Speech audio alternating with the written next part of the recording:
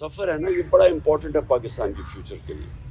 سو اس لیے ہم خاص طور پہ داد دیتے ہیں اپنے سپریم کورٹ پہ کہ جب واضح ہم نے اپنی گورنمنٹس قربان کی, آئین کو دیکھتے ہوئے وکیلوں کے ساتھ پہلے بیٹھے, وکیلوں نے ہمیں شور کیا کہ 90 دن سے آگے جا ہی نہیں سکتا, پھر ہم نے اپنی حکومتیں قربان کی.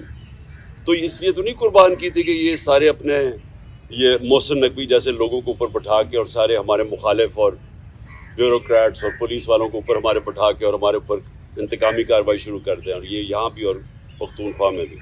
ہم نے تو اس لیے کیا تھا کہ ہم نے کہا کیئر ٹیکر آئے گا اور اس کے بعد 90 دن میں الیکشن ہوگی, تو یہ اس سے پیچھے ہٹ رہے تھے. اور یہ بھی کہ اتنا آگے نکل گیا, یہ بھی صاف آئین کی خلاف ورزی ہے ابھی بھی, کیونکہ یہ ظاہر ہے یہ وہ جو 90 دن کے بیچ میں نہیں ہو سکتا کیونکہ انہوں نے اتنا ڈیلے کر دیا. تو اپنی عدلیہ کو پہلے تو میں خراج تحسین پیش کرتا ہوں, اور یہ اپنے ملک کے لیے بھی یہ بڑی خوشائن چیز ہے. دوسرے جو ماشاء اللہ ہماری سب سے بڑی پارٹی ہے پاکستان میں اپنی جوڈیشری کو یہ آج اعتماد دلوانا چاہتا ہوں کہ قوم ان کے ساتھ کھڑی ہے, کہ ان کو کوئی یہ وہ 98-99 میں نہیں جدھر ڈنڈو مار کے سپریم کورٹ کے اوپر حملہ ہوا تھا اور کچھ ریئیکشن نہیں آیا, بہت بڑا ریئیکشن آئے گا پاکستان کے اندر.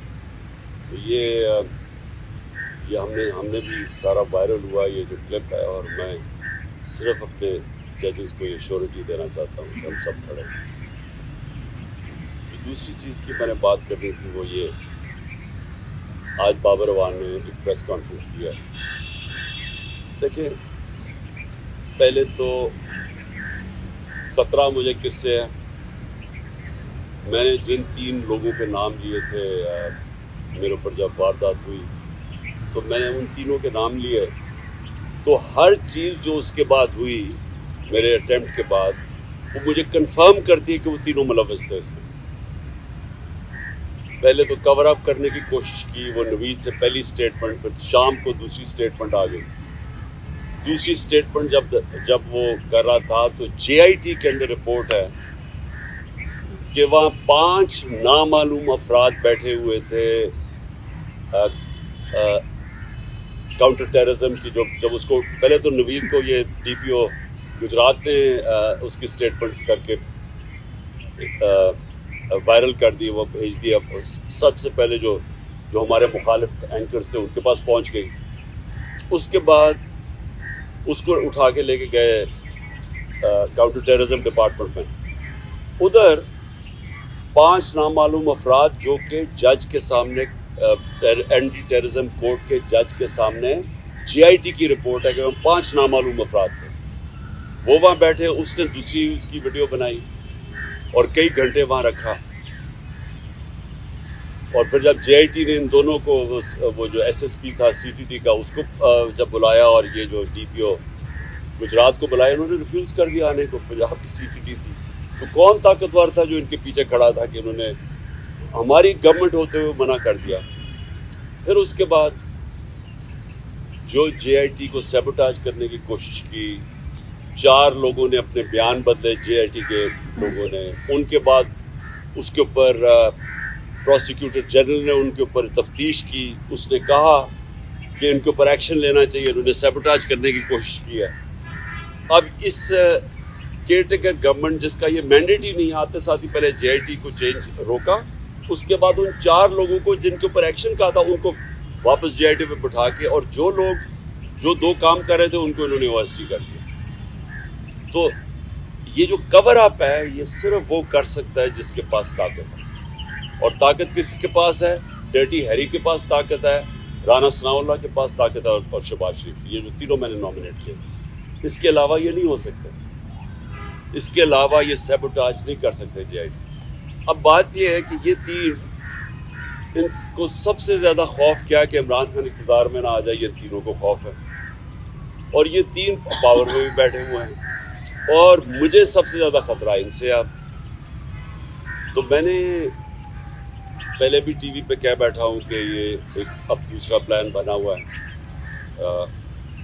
مجھے قتل کرنے کا.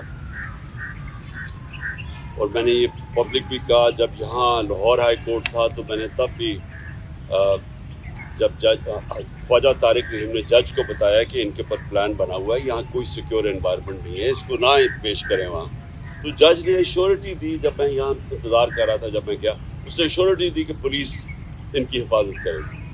वहाँ पहुँचा, वहाँ पुलिस ही भाग गई सारी, कोई किसी किस्म की प्रोटेक्शन नहीं थी, बिल्कुल एक एक्सपोज था कि कोई भी कुछ वारदात कर सकता था।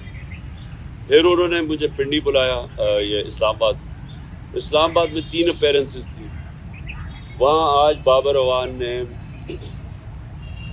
सीट जो अंदर के कैमरास थे, जो CCTV कैमरास थे, वो बंद किए गए।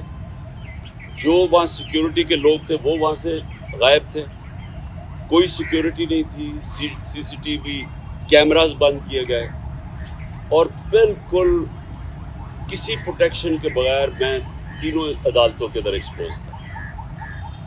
अब सवाल ये है कि ये किसके इंटरेस्ट में है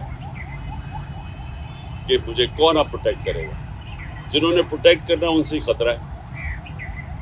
तो अदालत से हम अब कोशिश करेंगे, सुप्रीम कोर्ट के चीफ जस्टिस को भी मैं अब लिखूँगा अपने वकीलों से, हाई कोर्ट के भी चीफ जस्टिस को, कि ये आप हमारी बारी तो जब नवाज शरीफ फेक बीमारी हुई थी उसको, क्योंकि अब तो पता चल गया ना कि जनरल बीमारी नहीं थी, तो हमें एक जज साहब ने, मैं प्राइम मिनिस्टर था, उन्होंने कहा कि अगर इसको कुछ हो गया तो हम जिम्मेदार हैं। तो मुझे कुछ हो गया तो कौन जिम्मेदार है, क्योंकि वो जिन्होंने कुछ करना है वही उनका काम है मेरी हिफाजत करना। और दूसरी चीज़ कि जो नवीद जिसने मेरे पर कातलाना हमला किया था, अब उसको अदालत में नहीं पेश किया जाता, उसकी जेल के अंदर उससे बातचीत की जाती है क्योंकि उसकी जान को ख़तरा है। तो जिसकी जान के ऊपर अटेम्प्ट हो चुका है और ख़तरा है, उसको क्यों वो ये घसीट रहे हैं। और उन केसेस में यानी जो मज़ाहिया खेज़ केसेस हैं, ऐसे केसेस हैं जिनके ऊपर कभी, यानी अगर दुनिया मजाक उड़ाएगी कि एक टेररिज्म का केस कर दिया वहाँ इलेक्शन कमीशन के बाहर, जबकि मैं वहाँ था ही नहीं, मैं घर पे बैठा हुआ था, वहाँ मुजाहरा हो रहा है, मेरे ऊपर दहशतगर्दी का केस कर दिया। या दूसरा वो जो एक और, अब सबको पता है कि इलेक्शन कमीशन पूरी तरह, अब तो खैर सारी कौम को पता चल गया कितनी जानबदार है, ये तो हुक्म ही सारी उनसे लेती है। उसने केसेस किया फॉरेन फंडिंग का, वो भी कोई केस नहीं है, अब वो चेंज हो गया प्रोहिबिटिव फंडिंग का। और दूसरा ये है तोशाखाना का केस, वो भी मैं अब सबके सामने कि जिस वक्त वो दोनों केसेस अदालत में गई ओवरटर्न हो जाएंगे क्योंकि केसेस ही नहीं है, तो उनके ऊपर मुझे बुलाया जा रहा है और मेरी जान को रिस्क कर रहा है। तो इसके ऊपर हम इंशाल्लाह अपने वकीलों के साथ बैठ के अप्रोच करेंगे सुप्रीम कोर्ट।